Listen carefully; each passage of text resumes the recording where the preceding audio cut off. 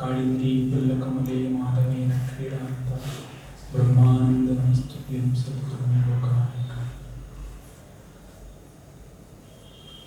ఈరోజు శ్రీరామకృష్ణ పరమహంసదేవుల సన్యాస శిష్యుడు స్వామి బ్రహ్మానందజీ మహారాజ్ జన్మతిథి.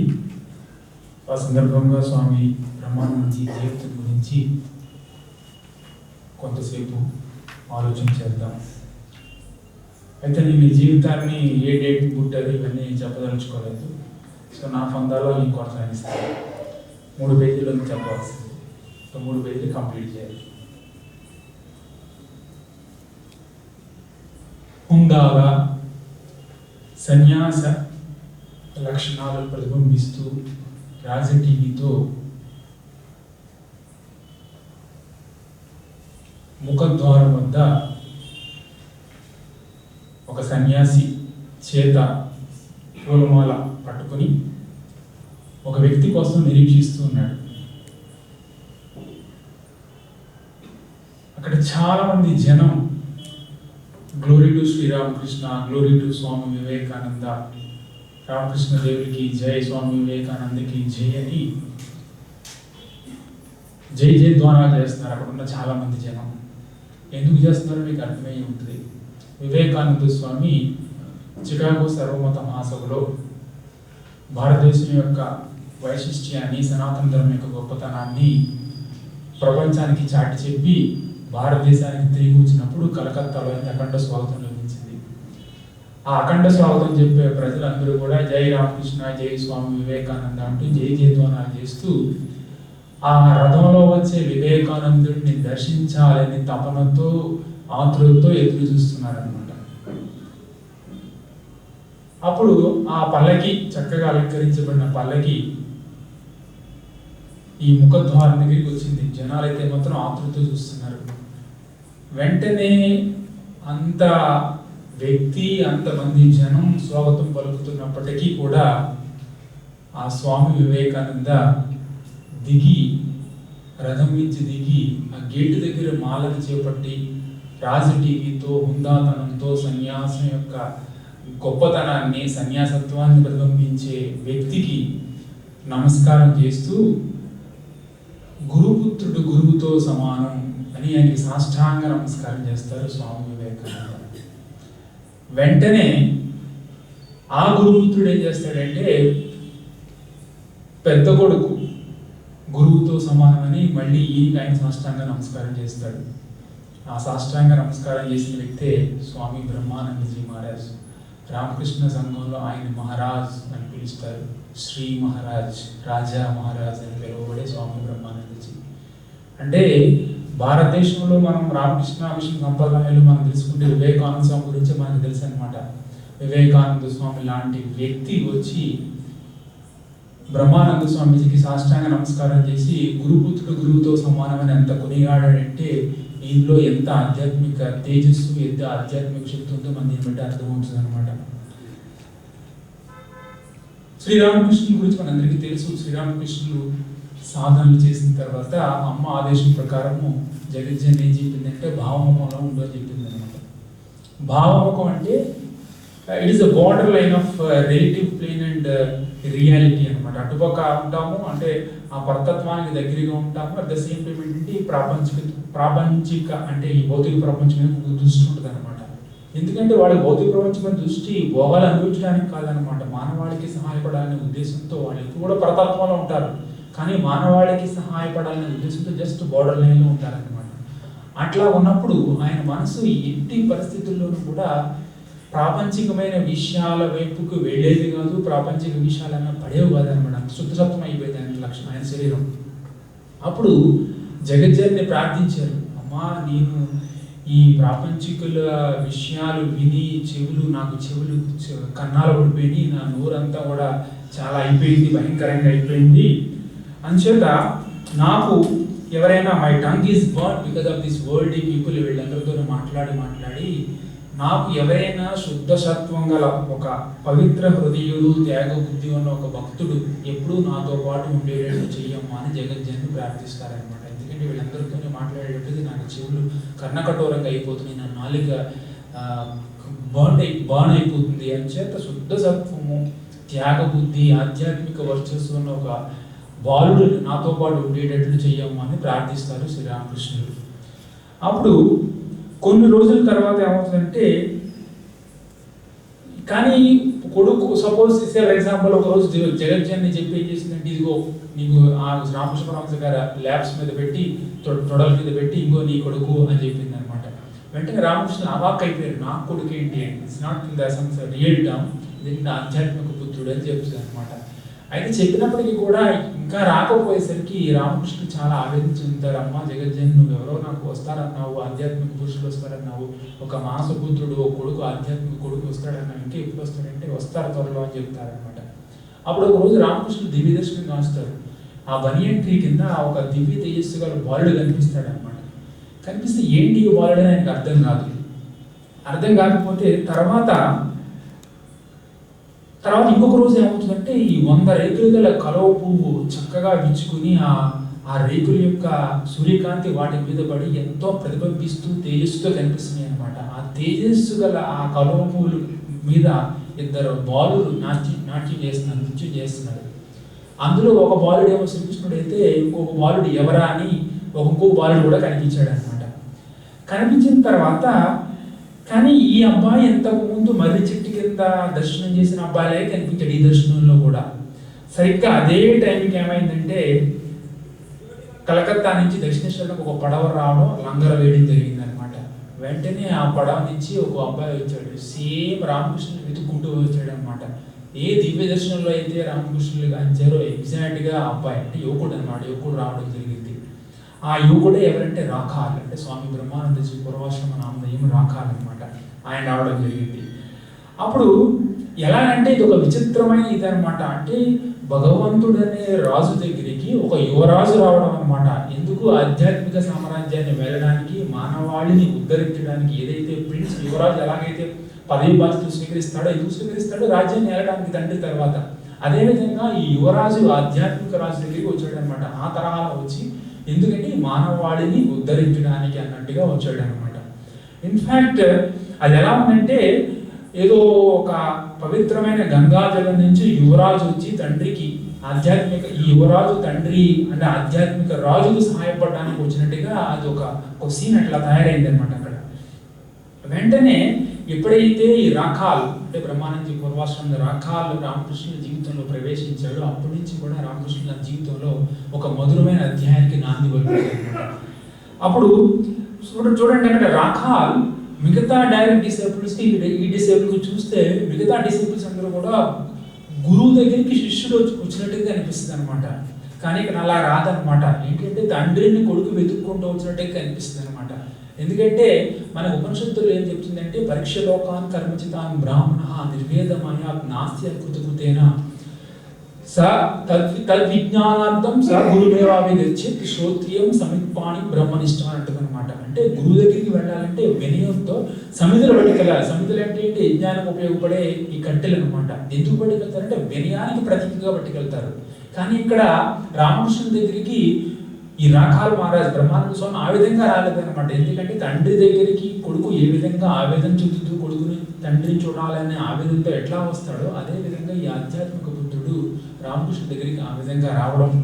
వెంటనే కొడుకుని చూసుకున్న వెంటనే, ఈ మానసపుత్రుని చూసుకున్న వెంటనే రామకృష్ణులో కూడా అటువంటి ఉత్తేజమే ఉత్సాహమే వచ్చి తల్లిలాగా ఒక భావం కలిగి యశోద ఎలాగైతే కృష్ణుడు చూసి లాలించి పాలించి ముద్దాడిందో, అదేవిధంగా రాకాలను చూసిన వెంటనే రామకృష్ణులు ఆ మాతృభావం పెళ్ళుబుకి వెంటనే యశోదలాగా ఆయన్ని లాలించి పాలించారనమాట. సో వెంటనే ఆయన తినిపించి ఇవన్నీ చేశారనమాట. ఇక్కడ అదేనమాట. ఇక్కడ అంటే మనం చాలా మంది చెప్తారనమాట, ద మైండ్ బోర్న్ సన్ అంటారు Brahmananda Swami. Is not a disciple actually, is a mind born son of Sri Ramakrishna అంటారు అనమాట. సో అవుపాళ్ళు వేసే రామకృష్ణ పరమహంస గారికి 16 మంది సన్యాసిష్యులు ఉన్నారు అంటానే కానీ రాఖాల్ మహారాజు బ్రహ్మానంద స్వామి వేరే ప్రత్యేకమైన విశేషమైన కోపకు చెందిన వారు అనమాట. అంచేది ఈజ్ మైండ్ బాక్స్, అంచేది ఆధ్యాత్మిక మానస పుత్రుడు. ఎవరు అడుగుతున్నారు? రామకృష్ణ పరమహంస గారికి శారదాదేవికి పిల్లలు లేకపోయిందండి, ఈ అబ్బాయి ఎక్కడి నుంచి వచ్చాడండి? ఈజ్ ఆర్డినరీ సెన్స్లో కాదండి, ఈయన ఆధ్యాత్మిక మానస పుత్రుడు, దివ్య తేజం, ఆధ్యాత్మిక తేజం అనమాట. తర్వాత ఎప్పుడైతే ఎలా ఉండేదంటే రామకృష్ణ గురుదేవులు సాక్షాత్తు ఒక చిన్న పిల్లవాడిని లాలించినట్టుగానే లాలించేవారు అనమాట. ఈవెన్ బ్రహ్మానంద స్వామిజీ కూడా అదే విధంగా ప్రవర్తించేవారు అనమాట. అయ్యో నేను యువకుడిని, ఎందుకంటే చిన్న పిల్లవాడు పెద్ద ఎక్కువ దగ్గర వాళ్ళలో మార్పు వస్తుంది అనమాట. తల్లితో మాట్లాడే తీరు మార్పు వస్తుంది, వాడి ప్రవర్తనలో మార్పు వస్తుంది అనమాట. కానీ ఈ ప్రవర్తనలో ఎటువంటి మార్పు రాలేదు రామకృష్ణ వారి సమక్షంలో. పరుగు పెట్టడం, ఆడడం, చిన్నపిల్లలు చూడండి పరుగున వచ్చి అమ్మ ఒడిలో పడిపోతారు, జస్ట్ లైక్ దట్ జంప్ అనమాట. అదేవిధంగా బ్రహ్మానంద స్వామిజీ కూడా, రాకాల మహారాజు కూడా పరుగు వచ్చి రామకృష్ణుడు వాళ్ళు డాండ్ పడిపోయేవారు అనమాట. ఎందుకంటే ఆ వాత్సల్యం అనేది, ఆ గురువు పుత్రుడు అనేది అంత స్ట్రాంగ్గా ఉందన్నమాట అక్కడ. ఎందుకంటే ఆధ్యాత్మిక జగత్తులో ఇది ఎదుగుతుంది అనమాట. ఎక్కడ ఇది ఎప్పుడు మనకి కనిపించిన విషయం.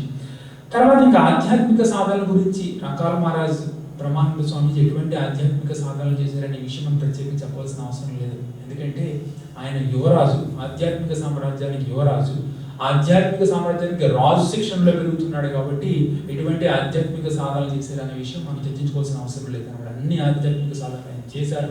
తర్ఫీదు ఇచ్చిన తర్వాత, శిక్షణ ఇచ్చిన తర్వాత ఆధ్యాత్మిక జీవితంలో రహస్యాలన్నింటినీ కొడుకుకి అంటే యువరాజుకి, ఆధ్యాత్మిక పుత్రుడికి తెలియజేసి, మానస పుత్రుడికి తెలియజేసి ఆయన ఆధ్యాత్మికంగా పరిణితి పొందేటట్లు చేశారు గురుదేవుడు.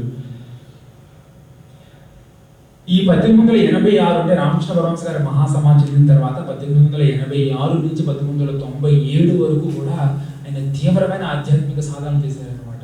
తీవ్రమైన ఎంత ఆధ్యాత్మిక సాధనలు అంటే ఆయనకి భగవంతుడే ఏకైక లక్ష్యంగా, ఇంకా భగవత్ ప్రార్థన, భగవత్ పరితాపం, వ్యాకులత, జపం, సాధన, ధ్యానం ఇవే ఆయన ముఖ్య లక్షణాలుగా ఉండేవి. ఇవే ఉండేవి కాదనమాట.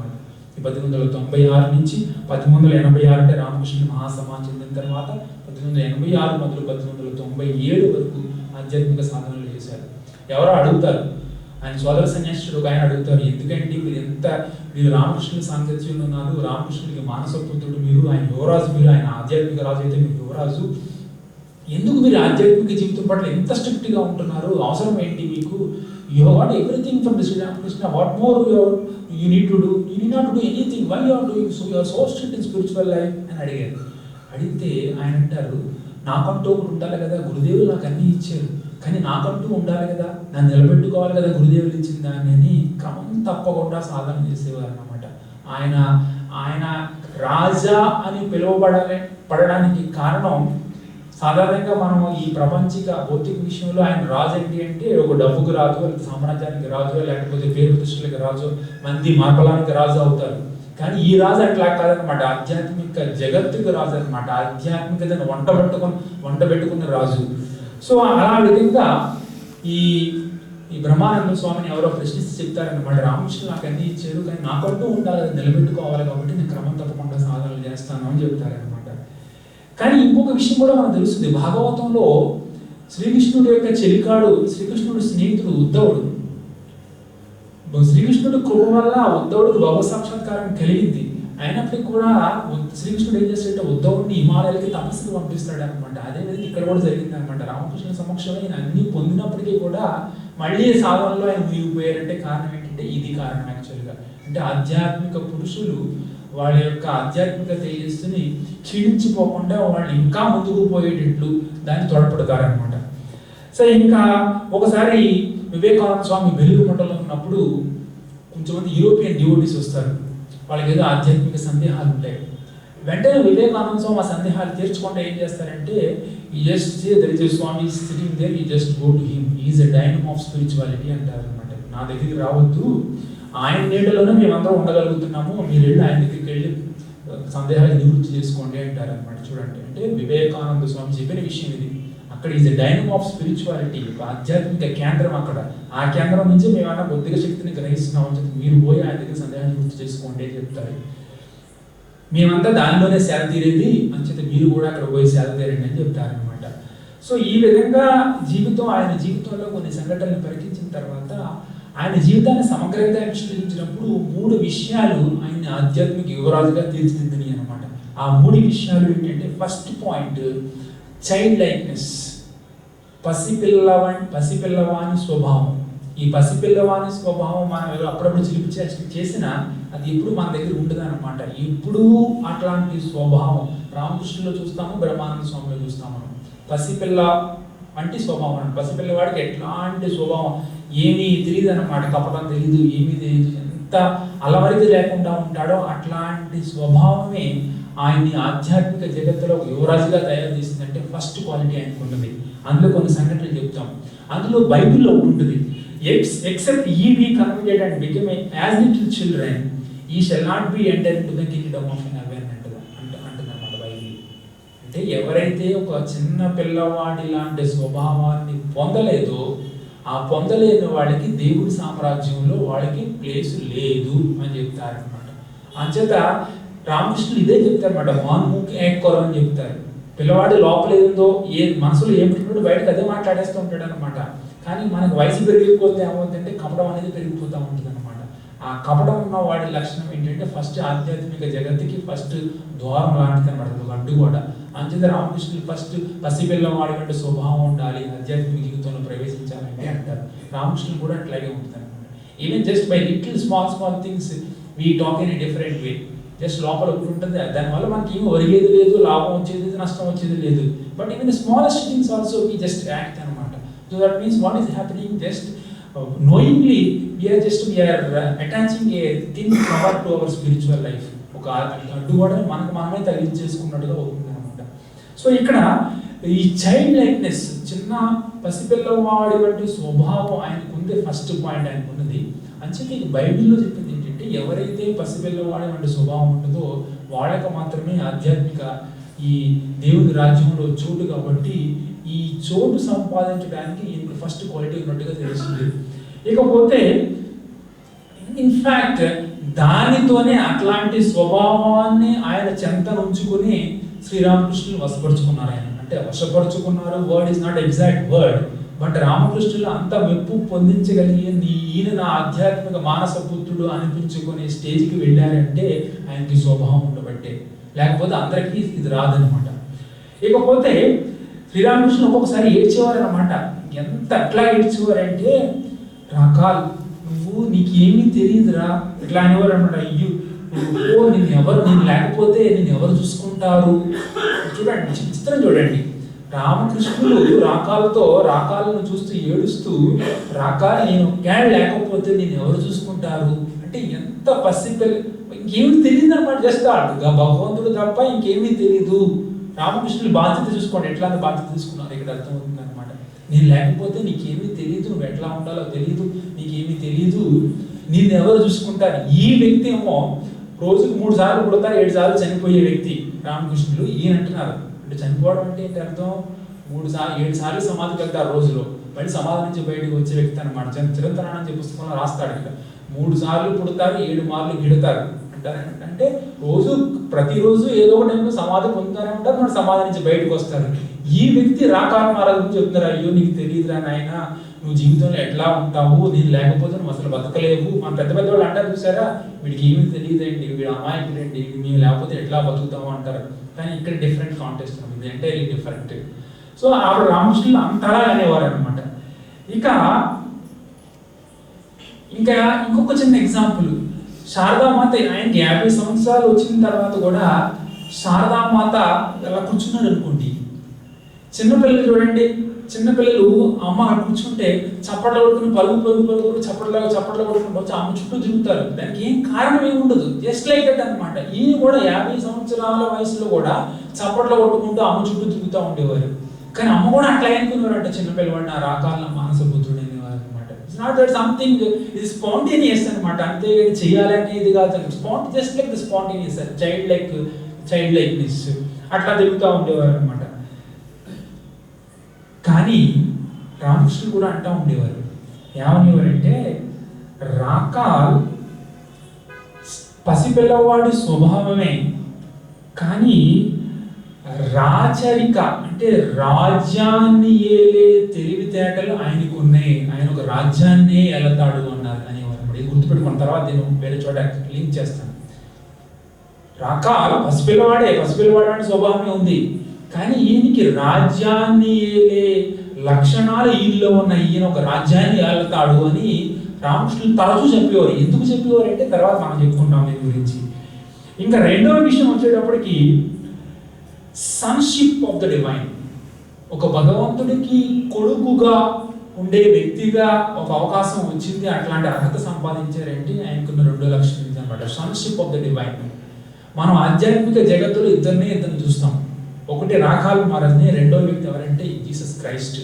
జీసస్ క్రైస్ట్ అంటారు I and my father is one అంటారు. నేను నా ఫాదర్ ఒకళ్ళే అంటారు. అంటే అర్థం ఏంటి? నేను ఫాదర్ కొడుకుని అని చెప్తారు అనమాట. I and my father are one అంటారు.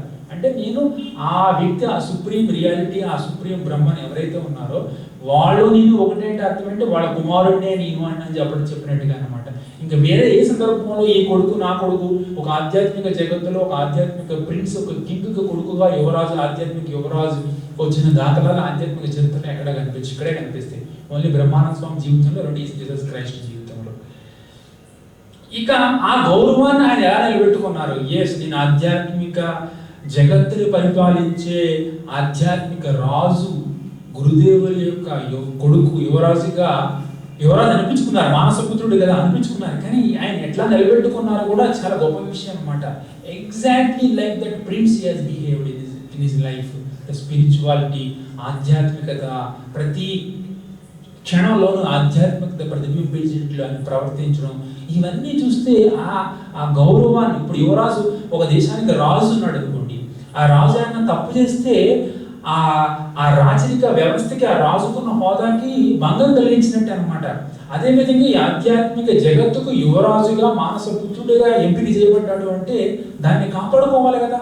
అది ఏ విధంగా కాపాడుకున్నారంటే, అది చాలా సందర్భాల్లో రామకృష్ణ మఠం మిషన్ స్థాపించినప్పుడు రకరకాల ప్రాబ్లమ్స్ వచ్చినప్పుడు ఆయన ఏ విధంగా వాటిని ట్యాకల్ చేశారు, ఏ విధంగా వాటిని సమస్యలకి పరిష్కరించారు, ఏ విధంగా రాజ్యాన్ని ఏలేరు. ఎందుకంటే రామకృష్ణుడు చెప్పారు కదా, ఆయన చైల్డ్ లైఫ్నెస్ ఉన్నప్పటికీ, పసిపిల్లవాడు వంటి స్వభావం ఉన్నప్పటికీ ఆయనకి రాజ్యాన్ని ఏలే రాజుకు ఉండవలసిన కుశాగ్ర బుద్ధి, తీక్షణమైన ఇవన్నీ ఆలోచన ఇదంతా ఉంది. ఒక రాజ్యాన్ని ఏలతాడని ఆ రోజు రామకృష్ణుడు చెప్పడానికి కారణం ఏంటంటే, బ్రహ్మానంద స్వామీజీని ఫస్ట్ ప్రెసిడెంట్ చేస్తారు వివేకానంద స్వామి రామకృష్ణ మఠం స్థాపించిన తర్వాత. చూడండి లింక్, చూడండి ఎక్కడి నుంచి ఎక్కడికి లింక్ పోయిందో.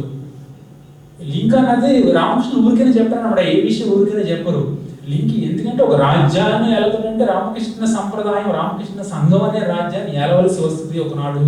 అంతే, అట్లాంటి బుద్ధిని, అట్లాంటి తెలివితేటలు ఈయన కొన్నాయని ఆనాడే తెలియజేశారు. కాబట్టి వివేకానంద స్వామి ఫస్ట్ ప్రెసిడెంట్, మొట్టమొదటి సర్వాధ్యక్షులుగా బ్రహ్మానంద స్వామిని ఎంపిక చేస్తారు.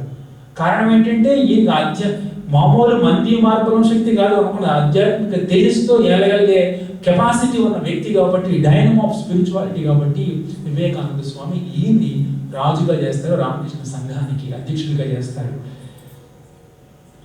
ఆయన మాటలు అంటారు, see Raja is a child like man, how nicely is managing the math affairs అంటారు. ఎంత చక్కగా మఠంలో జరిగే కార్యక్రమాలు ఎంత చక్కగా నిర్వర్తిస్తున్నారు, మఠ మిషన్ ఏ విధంగా అభివృద్ధి చేస్తున్నారు, మఠంలో మిషన్ జరిగే కార్యక్రమాలు ఏ విధంగా ప్రోత్సహిస్తున్నారు, ఎంత చక్కగా చూస్తున్నారు, ఎంత పర్యవేక్షణ ఎంత చక్కగా చేస్తున్నారు అని వివేకానంద స్వామి కొనియాడేవారు అనమాట.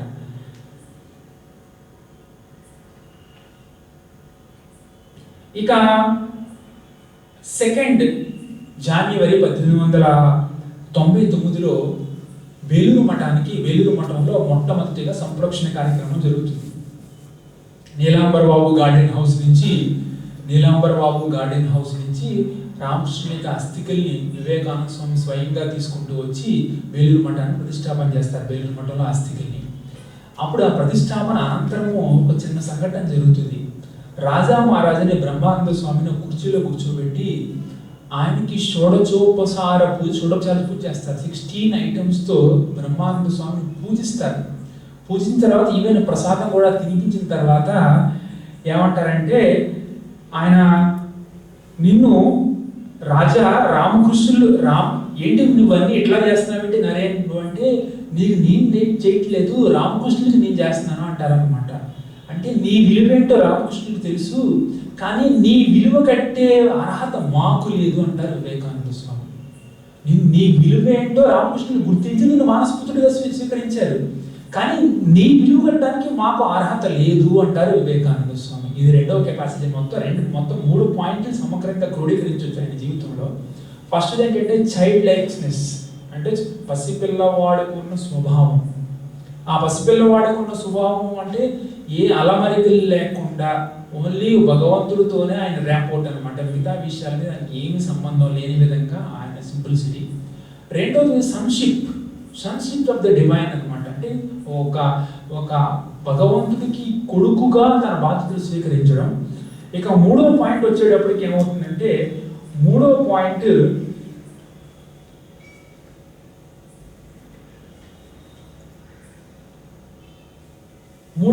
వెళ్ళే ముందు ఇంకొక చిన్న పాయింట్ ఉంది.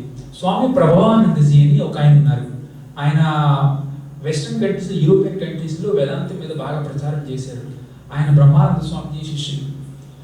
అయితే ఆయన అమెరికా వెళుతున్నప్పుడు అప్పుడు ప్రెసిడెంట్ మహాపురుష మారదు ఉన్నారు స్వామి శివానందజీ. ఆయన నమస్కరించారు. నమస్కరించిన తర్వాత వెళ్ళేటప్పుడు ఒక మాట అంటారు, Prabhananda, you never forget that you have seen the son of God and you have seen the God. What a bold statement. You never forget that. ఆయన బ్రహ్మానంద డిసేబుల్ ప్రభానందజీ. అంచేత ఆయన అమెరికా వెళ్ళేటప్పుడు ఈయన బ్లెస్సింగ్స్ తీసుకోవడానికి, శివానంద స్వామి బ్లెస్సింగ్ తీసుకోవడానికి వస్తారు.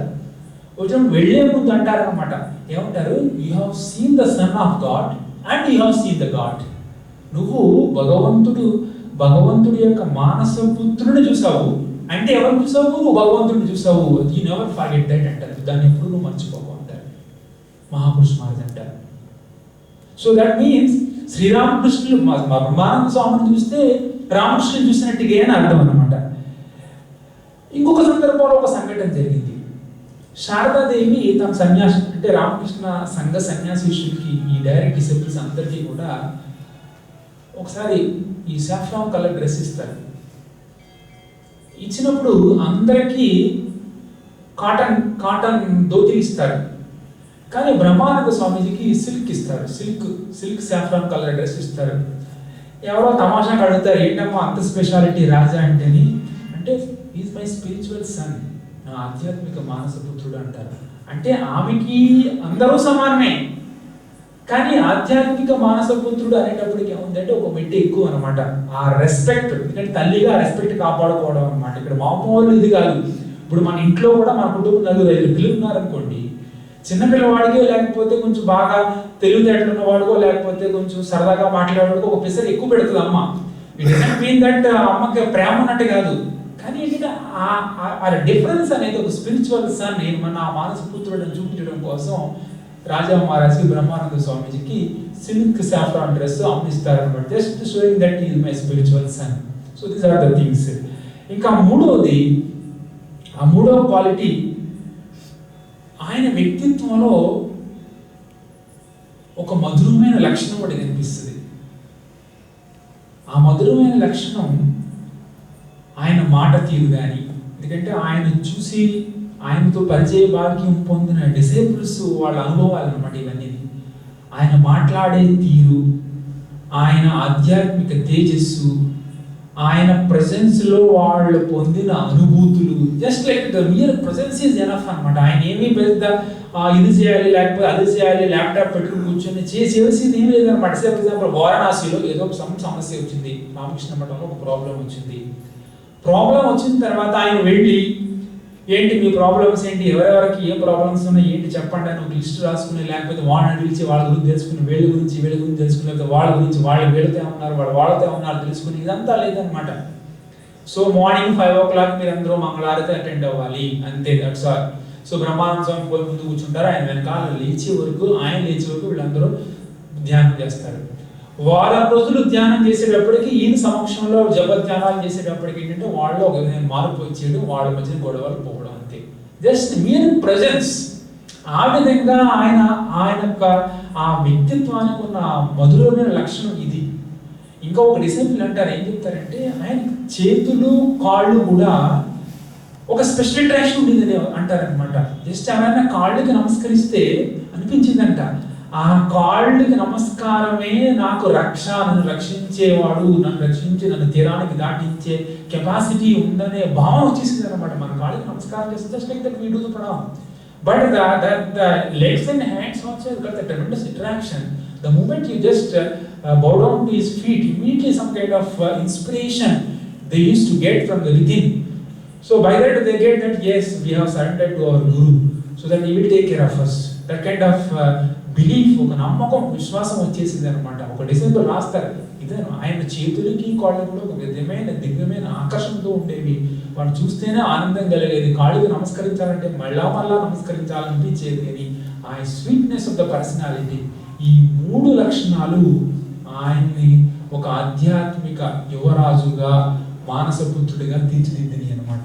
అంటే రామకృష్ణులు ఫస్ట్ ఈ చిన్న పిల్లవాడు లాంటి మనస్తత్వం ఉండి నన్ను ఎప్పుడూ కనిపెట్టుకుండే ఒక వ్యక్తి నాకు కావాలి అనుకోవడం, దానికి తగ్గట్టుగానే జగజ్జనని ఇంకా అలమరికలు లేని చిన్నపిల్లవాడు వంటి స్వభావం ఉన్న ఒక వ్యక్తి ఆధ్యాత్మిక తేజస్సుతో, ఆధ్యాత్మిక టీవీ ఉట్టిపడే మనస్తత్వంతో, చిన్నపిల్లవాడి మనస్తత్వంతో ఉన్న ఒక వ్యక్తి మళ్ళీ పరిపూర్ణ త్యాగబుద్ధితో ఉన్న వ్యక్తి రావడం.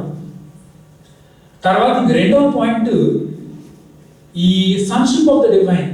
అంటే నాకు కొడుకు కావాలని కోరుకున్నారు, నన్ను ఎప్పుడు కనిపెట్టుకుని ఉండే ఒక కొడుకు, కంపానియన్, ఎటర్నల్ కంపానియన్ నాకు ఉండాలి అన్నప్పుడు అమ్మ జగజ్జనం చెప్తుంది, ఇదే నీకు కొడుకుని ఇస్తున్నాను, ఒక మానసపుత్రుడిని ఇస్తున్నానని ఆయన తొడల మీద ఒక మానసపుత్రుడిని ఇవ్వడం, ఈయన ఆశ్చర్యపోవడం. కాదు, ఈయన మామూలు పుత్రుడు కాదు, ఆధ్యాత్మిక పుత్రుడు అని చెప్పడం, ఆధ్యాత్మిక మానసపుత్రుడు తగ్గట్టుగానే ఆయన గౌరవాన్ని కాపాడుకోవడం, ఆ పరిపూర్ణ త్యాగబుద్ధి ఇంకొక సందర్భంలో చూస్తాం అన్నమాట. ఆధ్యాత్మిక తేజస్సు ఆ డివినిటీ కోసం, అంటే భగవంతుడి సాక్షాత్కారం కోసం కపిలవస్తు నగరాన్ని విడిచిపెట్టిపోయిన గౌతమ్ బుద్ధుడు మాదిరిగానే బ్రహ్మానంద స్వామి కూడా కనిపిస్తారు. ఎందుకంటే ఆయనకి చిన్నతనంలోనే పెళ్ళైంది, ఒక అబ్బాయి కూడా ఉన్నాడు. కానీ ఆధ్యాత్మిక తేజస్సు ఆయన్ని ఆ ప్రాపంచిక మలినాన్ని అంటనివ్వకుండా రక్షణగా కాపాడింది. ఎప్పుడైతే రామకృష్ణుల సాంగత్యం ఆయనకి దొరికిందో, ఆ ఆధ్యాత్మిక ఆ తేజస్సు యొక్క కాంతికి ఆ ప్రాపంచికత అనేది ఇటు ఏమో లేచ మాత్రం కూడా ఇది చేరకుండా మొత్తం ఆధ్యాత్మిక తేజస్సుతో ముంచి వేయబడ్డారు. కాబట్టి ఆయన భార్యని, కపిలవస్తు నగరాన్ని విడిచిపెట్టి ఆధ్యాత్మిక సాక్షాత్కారం కోసం రావాల్సి వెళ్ళిపోయారు, గౌతమ బుద్ధుడిగా అయిపోయారు. ఇక్కడ మన బ్రహ్మానంద స్వామీజీ ఏంటంటే ఆయన కూడా చాలా ఆస్తుపాస్తులు, జమీందారు ఉన్నాడు. ఒక భార్యని, బిడ్డని కూడా విడిచిపెట్టి ఆధ్యాత్మిక సామ్రాజ్యం యొక్క రాజుకి అధిపతిగా, యువరాజుగా మారడానికి అవన్నీ విడిచిపెట్టి ఈయన వచ్చేసారు అనమాట. జస్ట్ రివర్స్ అనమాట. ఆయన ఉన్నవన్నీ వదిలిపెట్టి భగవంతుడి సాక్షాత్కారం కోసం ఆయన వచ్చేస్తే, ఈయనకున్నవన్నీ విడిచిపెట్టి ఆధ్యాత్మిక సామ్రాజ్యం యువరాజు కోసం ఈయన ఇక్కడికి వచ్చేసారు అనమాట. అది కాంట్రీ, జస్ట్ ఇటు వాళ్ళు అనమాట, రెండు ఆధ్యాత్మికత కోసమే. సో ఈ విధంగా చూసినప్పుడు ఈ 1896 రామకృష్ణులు మహాసమాధి చెందిన తర్వాత 1886 నుంచి 1897 వరకు బ్రహ్మానంద స్వామి తీవ్రమైన సాధనలో మునిగిపోవడానికి కారణం కూడా చెప్పమంటారా? ఇదే సమయంలో వివేకానంద స్వామి మొత్తం భారతదేశం అంతా పర్యటించి ప్రపంచంలో ఈ చికాగో సర్వమత మహాసభలో పాల్గొని ఏంటి నా భవిష్యత్తు కార్యక్రమం ఏంటి, ఒక సంఘ స్థాపన చేయాలి, రామకృష్ణ పేరుతో ఒక సంఘాన్ని స్థాపించాలనే భావనతో ఆయన అక్కడ ప్లాన్స్ వేస్తూ ఉంటే, ఇక్కడ బ్రహ్మానంద స్వామి 12 సంవత్సరాల పాటు 1886 నుంచి 1897 వరకు తీవ్రమైన ఆధ్యాత్మిక సాధనలో మునిగిపోయి yes, now I am ready to take up both the responsibility of the order అని తయారయ్యారు. చూడండి, just what a divine plan. You can't imagine this wonderful thing. అక్కడ వివేకానంద స్వామి మొత్తం భారతదేశం, ప్రపంచం అంతా తిరిగి భారతదేశం యొక్క గొప్పతనాన్ని, సనాతన సంప్రదాయం గొప్పతనాన్ని, రామకృష్ణుల గురించి తెలియజేస్తూ, రామకృష్ణుల పేరులో ఒక మఠం ఉండాలి, విద్య, వైద్య, సాంఘిక, సమాజ సేవా కార్యక్రమాలు చేయడానికి ఒక సంఘం ఏర్పాటు చేయాలి అని ఆయన ప్లాన్స్ చేసుకుని అమెరికా వెళ్ళి ఒక సంఘం ఉండాలి అనుకుని ప్లాన్ చేసుకుని వచ్చే సమయానికి ఇక్కడ బ్రహ్మానంద స్వామీజీ మొత్తం ఆధ్యాత్మిక సాధనలో మునిగిపోయి ఆధ్యాత్మిక ప్రతిబింబించేటట్టుగా ఒక దివ్య తేజస్సుతో yes, Naren, I am ready to take up all the responsibility of the order అని సిద్ధంగా ఉన్నారు. వెంటనే ఆయన అక్కడ డబ్బు పోగేసినంత డబ్బు వివేకానంద స్వామి రాజామార చేతిలో పెట్టి, రకాల్ I have done, so you are the ownership అంటారు, అంతే, that's all. So I have done my duty, డబ్బులు ఆయన చేతిలో పెట్టేస్తారు, now you have to take up the ownership అంటారు. So what a plan. Just like that, just like this, ఒక series of incidents మనం connect చేసుకుంటూ పోతూ ఉంటే ఎంత డివైన్ ప్లాన్ చూడండి.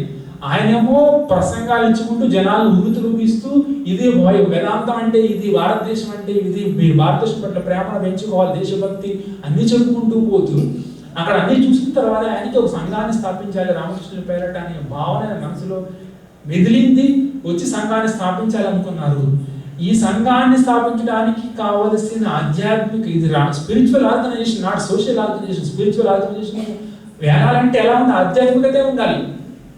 కెపాసిటీ కాదు, కమ్యూనికేషన్ స్కిల్స్ కాదు, లేకపోతే లీడర్షిప్ క్వాలిటీస్ అవసరం లేదనమాట. ఆధ్యాత్మిక సంఘానికి వారసుడు అంటే ఆధ్యాత్మిక సంఘాన్ని వెళ్ళే రాజుగా ఉండాలంటే ఆధ్యాత్మికత ఉండాలి. ఈయన ఇన్ని సంవత్సరాల పాటు సాధనలు చేసి చేసి పరిపూర్ణతను సంతరించుకుని yes, I am ready. The moment Naren came back to India and the Raja Maharaj is ready with his spirituality and he has taken the ownership of the Ramakrishna mission. This is the life of Swami Brahmananda Ji. As I told you, I don't want to narrate all the incident from the beginning, ఎప్పుడు పుట్టారు ఎప్పుడు ఇదంతాని. కానీ ఆయన జీవితంలో ఎక్కువగా importance ఇచ్చేది సాధనకు మాత్రమే ఇంపార్టెన్స్ ఇస్తారు. సాధన. ఎవరు ఆయన వారణాసిలో చాలా సాధనలు చేస్తూ ఉంటారు. చేసిన తర్వాత someone comes and asks Swami Brahmananda Ji, Maharaj, how are you passing your days? మీ రోజులు ఎట్లా గడుపుతున్నారు మీరు అన్నప్పుడు ఆయన ఒకే ఒక మాట అంటారు అన్నమాట. That you have to think very seriously. ఎద్దినం దుద్దినం మన్యే మేఘ చిన్న వర్జితం తద్దినం అరిసల్లాప పీయూష వర్జితం అంటారు. Generally we talk about the foul day. Foul day అంటే ఎండ వస్తుంది, మళ్ళీ 4 చినుకులు పడితే, మళ్ళీ ఎండ వస్తుంది, మళ్ళీ 4 చినుకులు పడితే అంటామంటే ఇది ఫౌల్ డే అంటాం అనమాట. ఆ ఫౌల్ డే మనం జనరల్గా అట్లా అనుకుంటాము. కానీ నా జీవితంలో ఫౌల్ డే ఏంటి అంటే, ఒక చెడ్డ రోజు ఏంటి అంటే, ఏ రోజైతే భగవంతుని నామాన్ని నేను తీసుకోవడం మానేనో ఆ రోజే నా జీవితంలో ఒక చెడ్డ రోజు అంటారనమాట. అంటే ఆయన ఆధ్యాత్మికత జీవితంలో ఆధ్యాత్మికత పట్ల ఆయనకున్న ఏమంటారో మరి ఆయనకున్న గురి ఎట్లాంటిదో మనకు అర్థమవుతుంది అనమాట. జనరల్లీ చెడ్డ రోజు అంటే ఏదో ఈ రోజు అందరూ నన్ను తిట్టుకుంటున్నారు, ఈ రోజు నాకు today bad day for me అంటాం అనమాట. It's not that. ఆయనకి ఏ రోజైతే భగవంతుని నామాన్ని చెప్పడం మరచానో అదే నా జీవితంలో ఒక చెడ్డ రోజు అంటారు. సో అంటే ఆధ్యాత్మికత అనే దానికి అంత పెద్దపీట వేశారు. ఆయన అంటారనమాట, వర్క్ అండ్ వర్షిప్ గురించి చెప్తూ మీరు పని చేయండి, కానీ పని చేస్తున్నప్పుడు 35% అంతా కూడా మనసు భగవంతుడితో నిండిపోవాలి. అంటే 25% మనసు మాత్రమే పని మీద లగ్నం చేయండి. భగవంతుని నామాన్ని స్మరిస్తూ మీ పని చేస్తూ ఉండండి. అప్పుడు ఈ పని కాస్త పూజగా మారిపోతుంది అంటారు. ఒకరోజు ఎక్కడికో వెళ్తారు ఆయన. వెళ్ళినప్పుడు ఒక అమ్మాయి వచ్చి నాకైతే నా ఆధ్యాత్మిక గురించి కొన్ని సలహాలు ఇవ్వండి, పారమార్థికత అంటే ఏంటి, భగవంతుని ఎలా తెలుసుకోవాలి, కొన్ని సలహాలు ఇవ్వండి అంటే ఆయన ట్రైన్ ఎక్కుతూ అంటారనమాట. అమ్మా చిన్నారి, నువ్వు రామకృష్ణ కథామృతం చదువు, అన్నీ మీకు తెలిసిపోతే అందులో అంటారనమాట. అంతే ఇంకా ఎక్కువ తెలుసుకోవాలంటే బ్రహ్మానంద స్వామి జీవిత చరిత్ర చదవాలి. ఇంకా ఈ మధ్యన కొత్తగా బుక్ వచ్చింది, ద మైండ్ బోన్స్ ఆఫ్ స్వామి బ్రహ్మానంద అని కొత్త బుక్ వచ్చింది. అన్ని ఫుల్ ఆఫ్ ఇన్సిడెంట్స్ అబౌట్ స్వామి బ్రహ్మానంద చదవచ్చు. తెలుగులో దైవంతో సహజీవనం ఉంది. సో ఇవన్నీ పుస్తకాలు కూడా బ్రహ్మానంద స్వామి గురించి విపులంగా విశదీకరిస్తాయి. సో ఈ బ్రహ్మానంద స్వామీజీ జన్మతిథి రోజున వారి గురించి కొద్దిగా తెలుసుకున్నాం. ఆ తెలుసుకున్న దానిని కొద్దిగా మళ్ళీ ఒకసారి నెమరు వేసుకుంటే ఆయన ఆధ్యాత్మిక ఆకర్షణ ఎట్లాంటిది, ఆయన ఆ విధంగా మనకి కూడా ఆధ్యాత్మికతని కొద్ది గొప్ప ప్రసాదించాలని బ్రహ్మానందజీ మూర్తిత్రయాన్ని ప్రార్థిస్తూ, ఓం నిరంజనం నిత్యమనంతరూపం భక్తానుకంపాదుత విగ్రహం వై ఈశావతారం పరమేశమీడ్యం తం రామకృష్ణం శిరసా